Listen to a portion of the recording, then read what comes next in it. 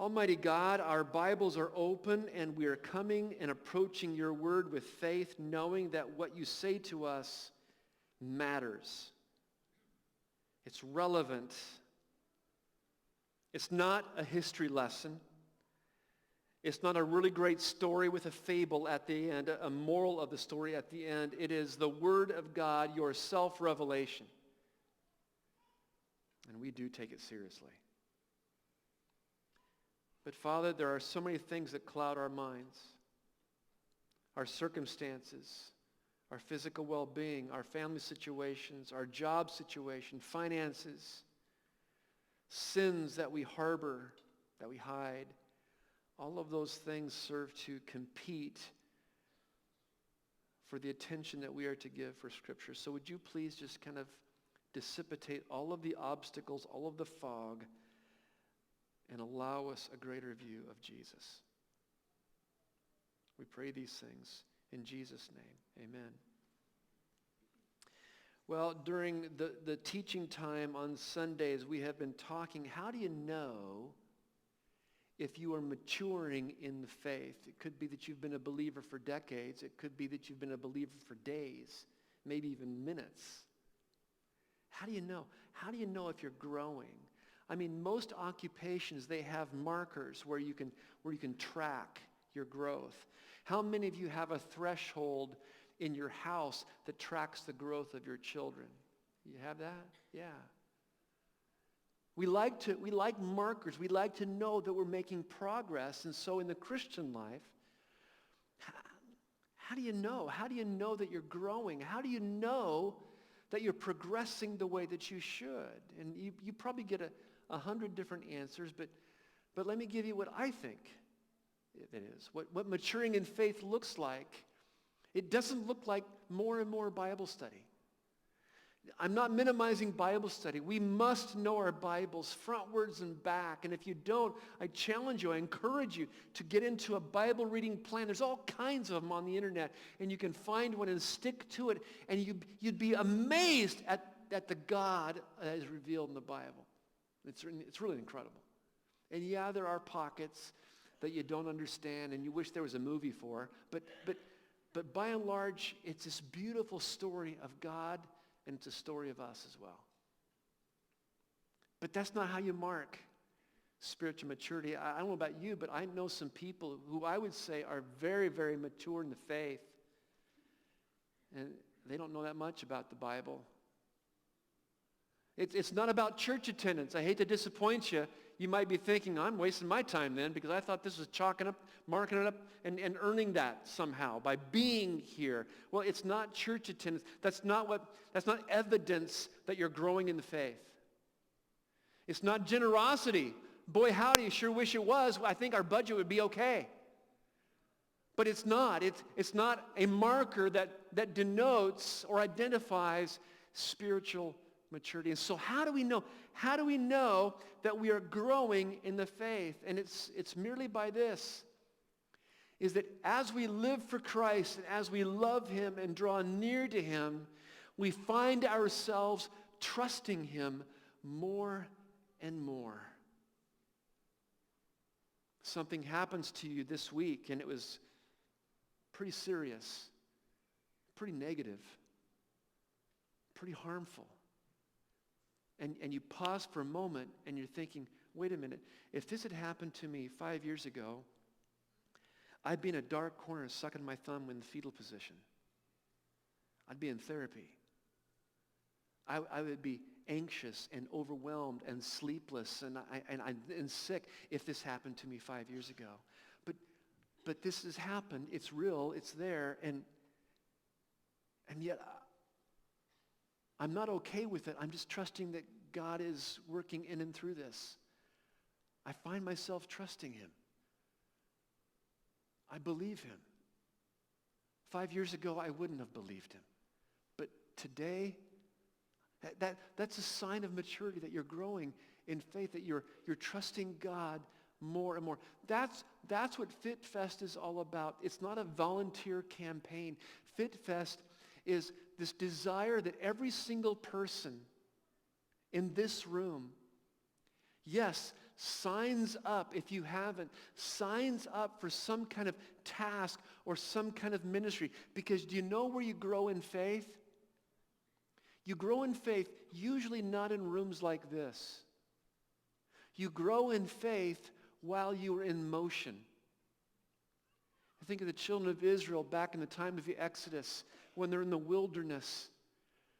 And the whole reason for all of their needs, the manna, the quail, the shoes not wearing out, the water from the rock, all of those things, it wasn't so God could really show them some really cool stuff. It was so that they would learn to trust him. The manna that they would gather it every day, and God would say, you are not to gather enough manna for tomorrow. You are only to gather enough manna for today, and trust me, the manna will be for tomorrow. You see, God does not give you so much faith today that you don't have to trust him tomorrow.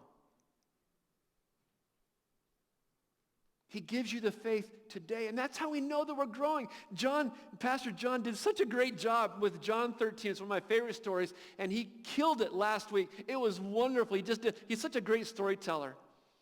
And he told us the story, and what was this all about? Was Jesus showing himself to be really cool because he came below the disciples and served them? No, he was wanting them to exercise their faith. He wanted this image etched in their mind. This image, not of a rabbi behind a lectern. He wanted this image that in their mind before he went to the cross of him taking off his outer garment and kneeling down and washing the disciples' dirty, grimy feet. That's what he wanted them to see. That's what he wanted them to know. You see, we grow in faith. We grow in faith in motion, in some act of emulating Christ and trusting him and believing in him. He's inviting us to be outside of ourselves. I think part of the problem in our lives, my life too, is that we are so into ourselves. We are a depressed people. Anxious people, insecure people, fearful people. And I think the reason why we are that is because somewhere along the way we believed in God, we just didn't trust him. And I don't know how you work that, but we find a way to separate the two. And no wonder we're depressed. No wonder we're insecure. No wonder we're prone to addiction. No wonder, because we're so into ourselves. But the purpose of Fit Fest is for us to actually think about life outside of ourselves. Life ministering, caring for others in very large or very small ways. And I find that when I do that in my own heart, the bitterness that I might have, the anger that I might have, the depression or the anxiety, the propensity for some form of habit, it seems to dissipate like fog around noon. It just kind of, the desire for those things and the feelings of those things kind of go away. Why? Because I'm not spending so much time contemplating my own spiritual navel. But rather I'm out, I'm thinking out, I'm looking out, I'm caring for others, I'm serving others. So the purpose of Fit Fest is not for you to go on some kind of guilt trip and have to serve because you're not, and so I got to do it. But rather, we want you to grow in faith. And I can't find a better story than the one in Matthew 14 to move us in that direction, okay? So if you have your Bibles, if you haven't turned there yet, would you please to Matthew chapter 14. The minute we get going in this story, you're going to find out, oh, I know this story, and you're going to close your Bible or turn off your device or play, Pokemon or something like that. But resist that temptation. There are no Pokemons in this auditorium, I'm pretty sure. Verse 13. Now when Jesus heard this, he withdrew from there in a boat to a desolate place by himself. What Jesus had heard was his cousin John the Baptist had been beheaded.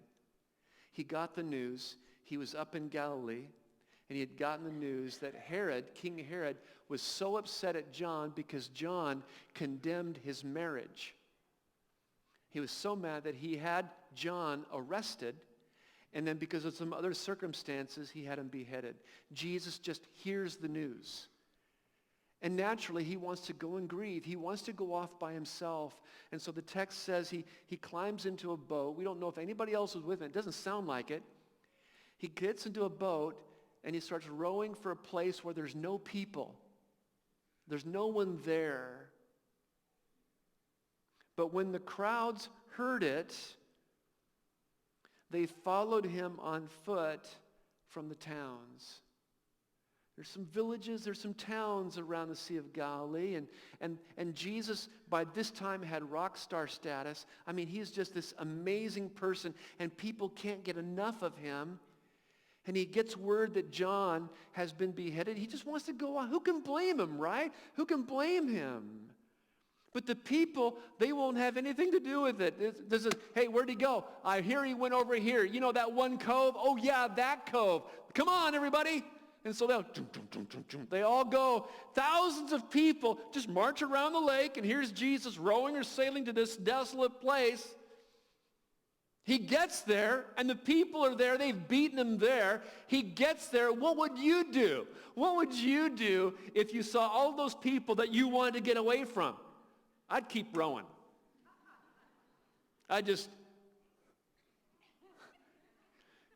the water skis going because I'm going as fast as I can. Getting away from these people. But look at the observation, verse 14. When he went ashore, he saw a great crowd, and he had compassion on them and healed their sick. How did he heal their sick? We see what Jesus does. Rarely in the Gospels does Jesus ever heal someone sight unseen. He did, but it wasn't the norm. Jesus, he's the creator of the universe. He could have pronounced healing over the masses. He could have said, in my name, I heal you. In the name of me, I heal you. And it would have worked. He could have done that, but that's not the pattern that we see with our Messiah. Rather, he would go, be healed, be healed, be healed, or just touching them, or them touching him, or something, where he's looking at individuals and talking to individuals that had to take forever for thousands of people. And yeah, probably not everybody needed a healing. A lot of them just wanted to see the dog and pony show. But they were all there, and there were sick people and demon-possessed people. People in real pain, and Jesus addressed them and healed them. Verse 15. Now when it was evening, the disciples came to him and said, this is a desolate place, and the day is now over. Send the crowds away to go into the villages and buy food for themselves. Here are the disciples commanding their rabbi, their Messiah. Send them away. This is just a nice way for the disciples to say, hey, it's the end of the day. We're tired. We're hungry. Send them away so that they can go get some food, which really means send them away so we can go get some food. Verse 16. But Jesus said, they need not go away.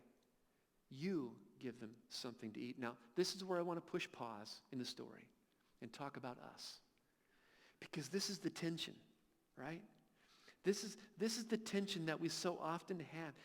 You come into it doesn't matter how long you've come to Arcade. It could be for a long time or a short time. Today could be your first day. And you see needs. Could be that you had kids and you dropped them off in the kids station and I don't think it's called that, but it's called something else. But you drop them off and you see needs. You walk in to the lobby and you see needs. You walk around our facility and you see needs. And you ask the first question that we've been asking all month. What needs to be done?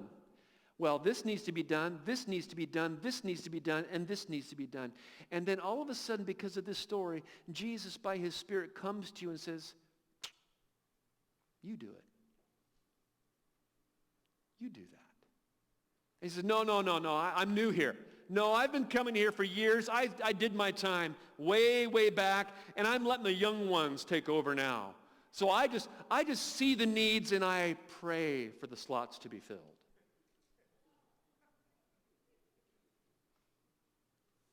Could it be that Jesus is coming to you right now and he's saying, I know that you saw that need because I pointed it out to you. Why don't you fill it? Why don't you do it? Why don't you meet that need? No, I know Jesus. I know that the nursery needs people to rock babies. I know that sister so-and-so who's shut in now, she needs a wheelchair ramp, and somebody really ought to do that.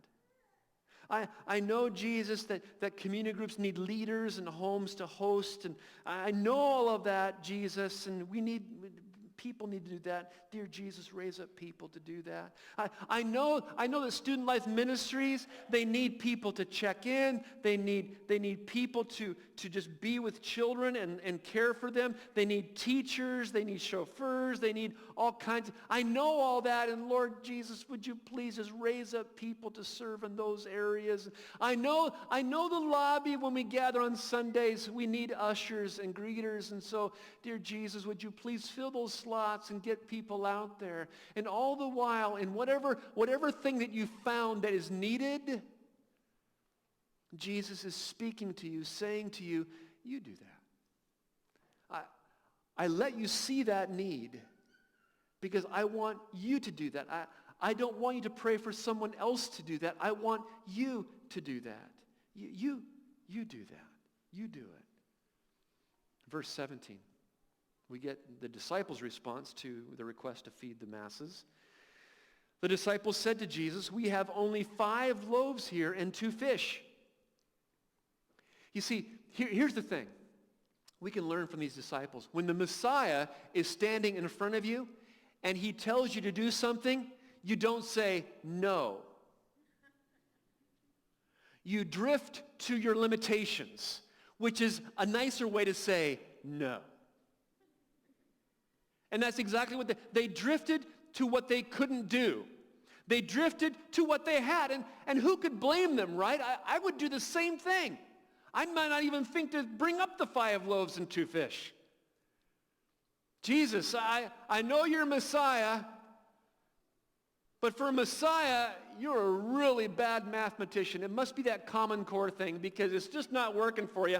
You see, we've got 5 loaves and how many fish? 2 fish. 5 loaves and 2 fish. How many people? Philip, you counted. Oh, you couldn't count. You only counted the men. You couldn't even count the women and children because you didn't have time. 5,000 men and a bunch more women and children. So we're looking, Jesus, at upwards of 10,000 people. 5 loaves, 2 fish. Are you seeing the numbers here, Jesus? They're not mixing here. Bring them to me. Verse 18. Bring them here to me. That's probably the most important verse in this whole story.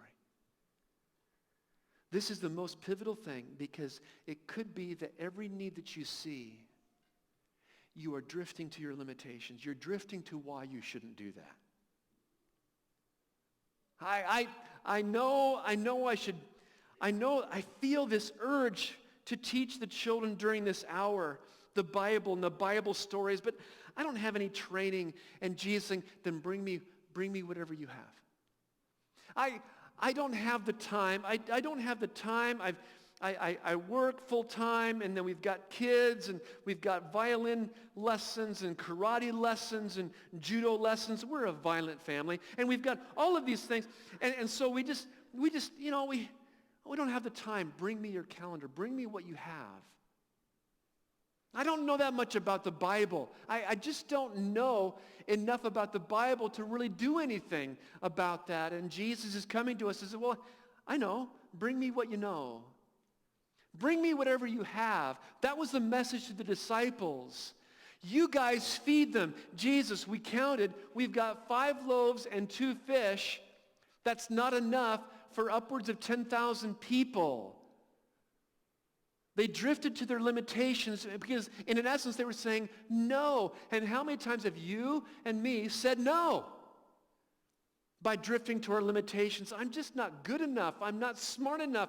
I don't have the education. I haven't been a believer long enough. I have all of these other kinds of different excuses as to why I say no. And they all are under the umbrella of my limitations. And Jesus comes to us and says, hey, I know. I know you have limitations. Bring what you have. It's not much, Jesus. You mean like, I don't know, 5 loaves, 2 fish? You mean something like that? Yeah, bring it to me. Bring it to me. The message here, and I'm going to try and say this as often as I can without being too irritatingly repetitious. But the message of this story is you do what you can do and trust that Jesus will do only what he can do. That was the message to the disciples. Guys, you do what you can do and trust me that I will do only what I can do. Verse 19. Then he ordered the crowds to sit down on the grass. I want to just push a pause here and change the subject for a second. Whenever I read this, the gospel writers really want us to know that they sat down on the grass. When Mark tells the story, he says Jesus had them sit down on the green grass.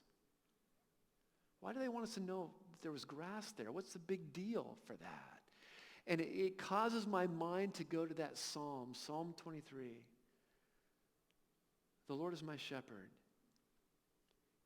He makes me lie down in green pastures. Is this one of the ways the gospel writer was saying, this great shepherd looks at his sheep, looks at his flock, and he makes them sit down on the grass. He is the shepherd. He has compassion on them. Going on. And taking the 5 loaves and the 2 fish, he looked up to heaven and said a blessing. Then he broke the loaves and gave them to the disciples, and the disciples gave them to the crowd. Now, Matthew, who was there, he was an eyewitness to this. He was one of the servers at this glorified potluck. And he saw this. Don't you think it's ironic that he kind of understates the whole thing? It's almost like, yeah, that was Tuesday. You know, he blessed it, he broke it, gave it to us, we served it to all the people. But picture this just for a moment. Let's pretend you are the masses. You are the 5,000 men and probably 4,000 or 5,000 women and children. You're all that. I'm a disciple. Jesus is here.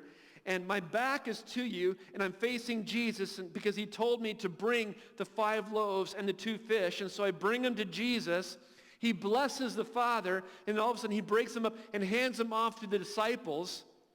And then he says, okay, now go serve.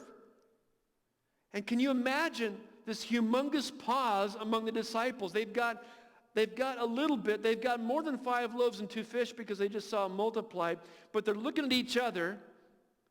And they're looking back at the crowd, and they're wondering to themselves, this still isn't enough.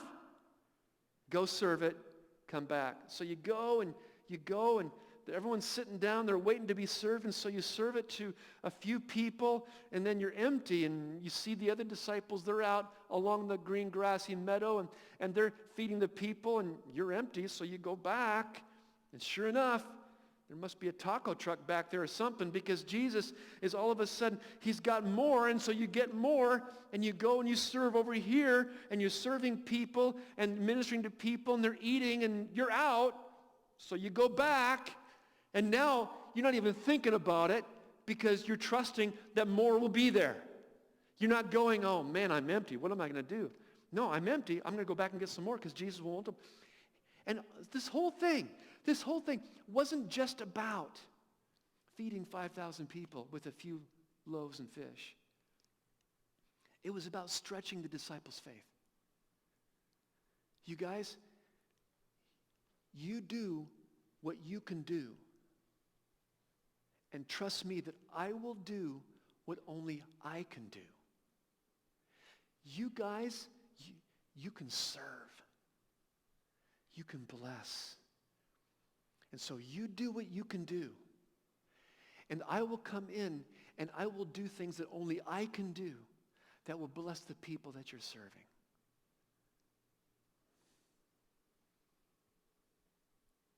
That's all that this story is about. You see, it could be that during this Fit Fest, it's been a very stressful time. In fact, you may have wanted to avoid church. You may have wanted to avoid our gatherings simply because you didn't want to go through the gauntlet. Because all these people talking and you being asked to sign up and you having to say no with 100 different excuses as to why. And you're insecure and you're afraid and you want to sign up. But you tried that one time in another church and it really hurt you. Boy, we all get that. We've been on both ends, receiving and giving of pain in the midst of serving. That's what happens when you get a bunch of sinful people together, even though we've been forgiven by Jesus. And so you're fearful, you're anxious, you're insecure, and you're concerned. What that is, it's not Satan. And it's not your lack of faith. It's simply God coming to you and wanting to stretch the faith muscle. When was the last time you stretched your muscles? It doesn't feel good, does it?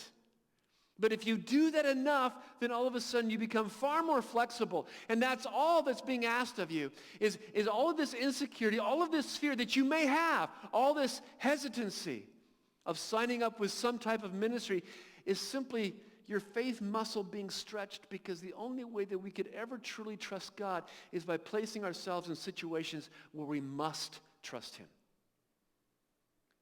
And all he's saying for us to do is you do what you can do. You're busy? I got it. We're all busy. You've got family, you've got jobs, you've got this. What can you do? You do what you can do, and I will do only what I can do. This is a very personal thing for me as well. I don't know if I've told you this before, but I never wanted to be a preacher. I wanted to be a pastor in my early 20s, right before I met Debbie, my wife. I just felt this strong desire, this call, I guess you could say, to go into local church ministry. And so I wanted to be a pastor. I never wanted to preach. In fact, I remember for my first job interview at a church in Concord, I went, and we were married at the time, and I said, I want to serve. I want to be involved in this ministry. Just don't ask me to preach. And the reason is because I had this paralyzing fear of speaking in front of people. It wasn't a fear of being in front of people. It was a fear of speaking in front of people. I was a singer at the time, and so I'm going to sing right now. Gotcha. You can get my 8 tracks out in the lobby if you want. The album went aluminum. It was really good. And so, and I could sing. I had no problem singing. It wasn't nerve for me. It wasn't scary for me to sing. It was speaking. And the reason why I was afraid to speak is because I had a stutter. And it wasn't like a Porky Pig kind of stutter. It was more of a stutter. There was a glitch. There was a hut like that. And it would just show up. It's very embarrassing. And it only happened in front of people when I was super, super nervous.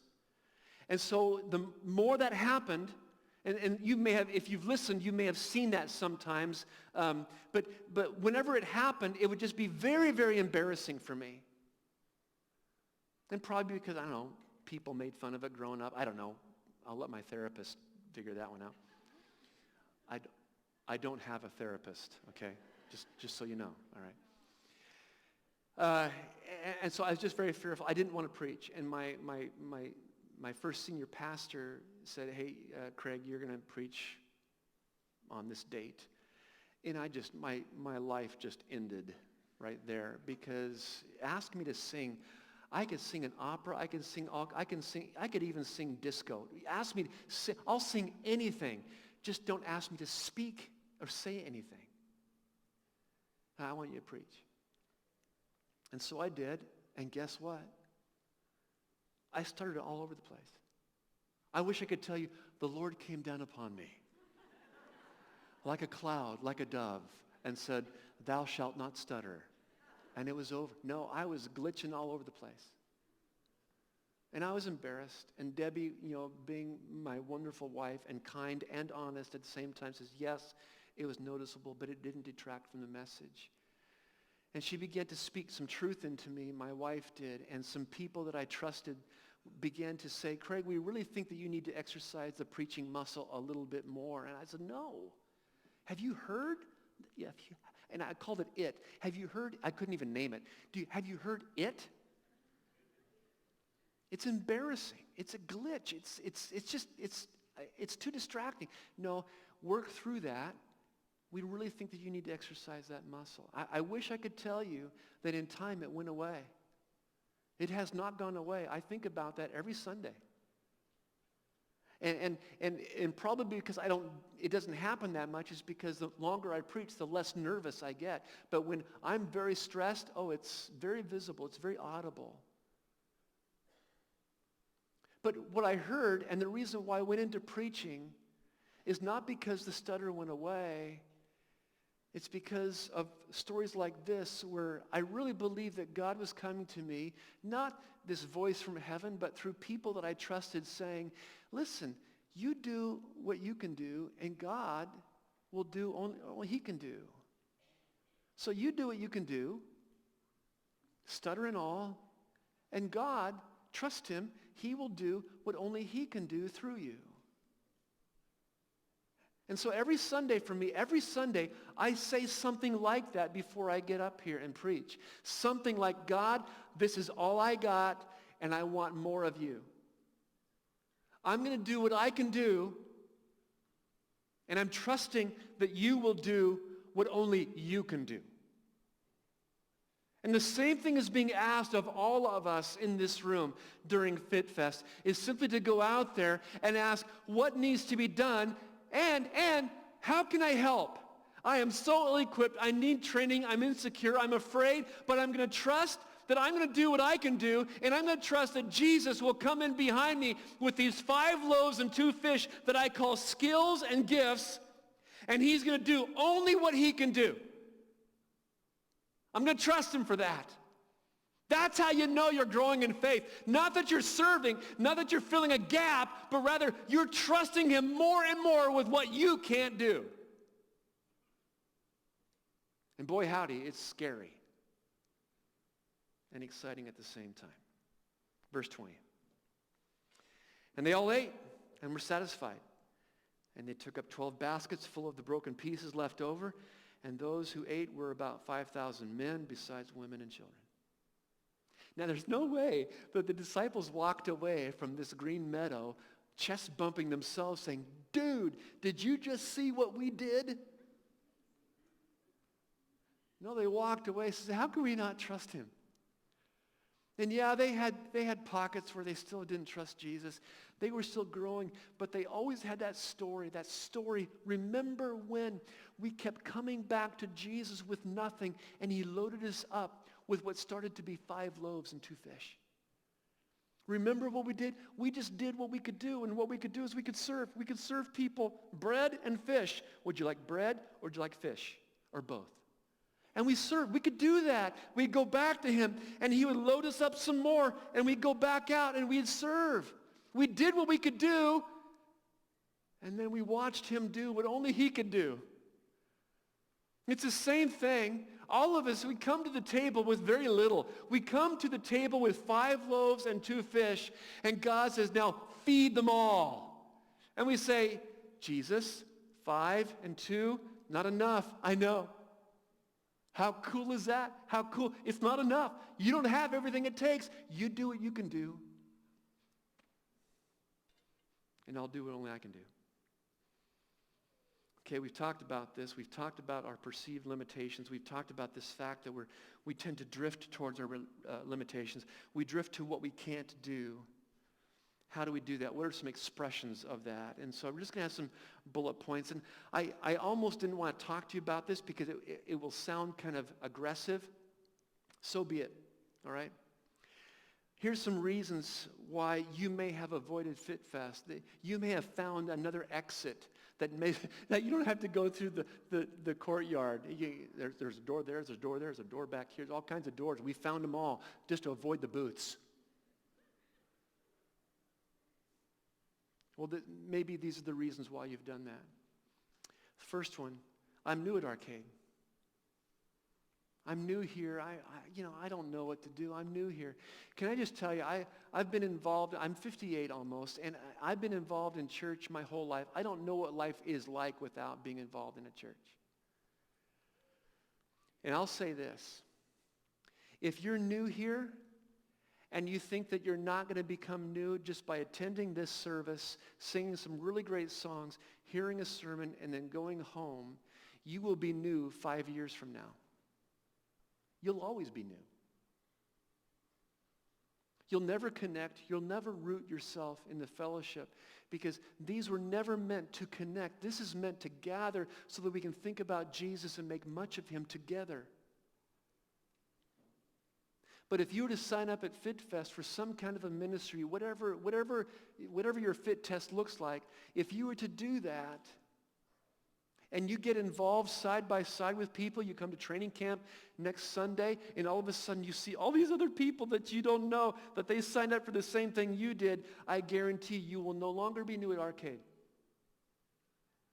You can stop being new next week. But if you continue, I'm just going to attend, then you're going to be new for the next few years. You'll always be new. It'll never go away. I'd encourage you to go to one of the stations and see what they've got. Talk to them. What needs to be done? How can I help? Another one. I don't have time because I'm in a Bible study. I hear this a lot. I hear this from experienced Christians. I don't have time to serve in this ministry because I'm involved in Bible study. And that to me is just, it seems so incongruent.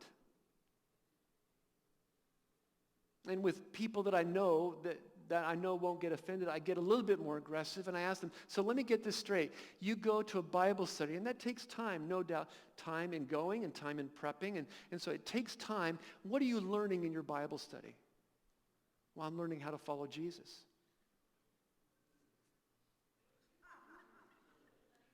And so you're learning all this stuff about following Jesus and you're not placing yourself in an environment where you follow Jesus. You see, in traditions like ours, Bible study is the highest virtue. I would contend it should not be. Serving, reflecting Christ, mirroring Christ is our highest virtue. Bible study fuels that. Prayer fuels that. But the place that we grow in faith is in motion. It's not in a classroom. It's not in pews. It's in motion. I'm not saying stop Bible study. I'm saying have a purpose behind the Bible study. And the purpose is to reflect Christ. The more you know of him, the more you can reflect him. Another one. Right now, I just want to focus on my family. That's another acceptable reason in our culture. Family trumps everything else. And I'm not prepared to argue with that. I think it's important that we have families. There isn't a parent in here, even if you're not a Christian. If you're not a Christian, we're so glad you're with us today. We're honored that you'd take time out to be with us. But my guess is you're here because you might have kids and you desperately want them to grow in faith. You're okay if you don't, but you want your children to. Every single parent in this room wants their children to grow in trusting God. And so we get them into baseball, we get them into swimming, we get them into tennis, we get them into soccer, we get them into violin lessons, we get them into the right schools, we get them into that, we get them into that. And all the while, our chief goal is we want them to grow in faith. And so we thought, well, we got Sunday. We got Sunday. The best way for your child to grow in faith is for that child to see mom and or dad exercising the faith in motion, serving others with joy and gladness and love. That is the best way for your sons and daughters to truly grow in the faith. And again, that does not have to be at Arcade Campus. There are other places, your neighborhood, the cafeteria, your office, your team, the classroom, all kinds of places to live out your faith. What we're talking about here with FitFest is just ministries around our campus to our people. But brothers and sisters in Christ, if you're a parent and you want your child to grow in faith, a class is not going to do that. A youth pastor is not going to do that. A children's director, not going to do that. You living out in faith will. You will model for them what it looks like to step outside of yourself for the sake of others. Another reason that you might be avoiding FitFest. I'm not a good enough Christian. I hear that a lot. I've got to take care of me first. I've got some issues. I've got to take care of me before I can take care of anybody else. I just want to tell you with as much gentleness as I possibly can, there is no evidence of that in Scripture where you got to take care of you. Jesus Christ has taken care of you. He's the one who's washed your sins away. He's forgiven you. You don't need to forgive yourself. He's forgiven you. His forgiveness trumps your forgiveness. His blood has washed you. He sees you as pure. He sees you as flawless. His smile is upon you, not because you've managed to be good, but because Jesus is good. And since Jesus is good, there's no sense in examining your own performance, because if we did, we all stink. None of us are good enough. And we gather here not because we're good, we gather here because he's good. And we want to serve him. He's wonderful, he's beautiful, he's powerful, he's forgiving, he's merciful. After all the crud I've done, after all these bad mistakes I've made, washed clean, as far as the east is from the west, he has renewed you through Christ. Start serving. Another one, I just got burnt out of doing too much ministry. I hear that a lot, and frankly, I've been there before. Where I'm just, let's face it, serving people is draining. It takes it out of you. It takes your energy. People can be demanding. We see that in the story, right? Jesus wants to go off by himself. And what does the crowd do? Hey, people, leave him alone. His cousin just got beheaded. Leave him alone. It's all right. We can catch him. No, hey, we hear he's going over to this cove. Come on, everybody. People can be demanding. And so if that is you, it could be that you're here, and Arcade has become kind of an oasis for people who want to heal because of past bad experiences in ministry, and I'm glad that we are that. But I would encourage you, if that's you, there has to be a start date and there has to be an end date. And the reason why is this.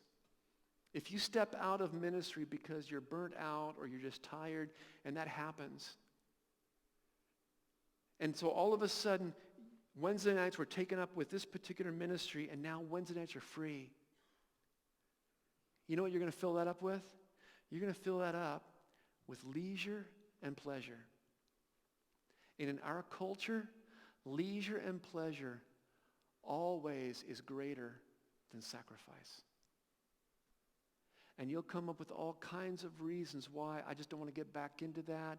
I really like my Wednesday nights free. Survivor's on that night. And so I don't have to worry about it. And it's just really great to not have that responsibility.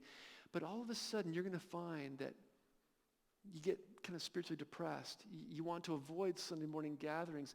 Maybe even you get angry with God. I hear that a lot. I'm angry with God. I'm angry with this God who went to the cross fastened by nails, and he's bled for me. I'm angry at him. And it's simply because you've taken yourself out of motion. You think it's Jesus' role to just bless you and bless you and bless you. I'm just going to sit here in my easy chair, and Jesus, okay, I'm ready. Pour on the blessings.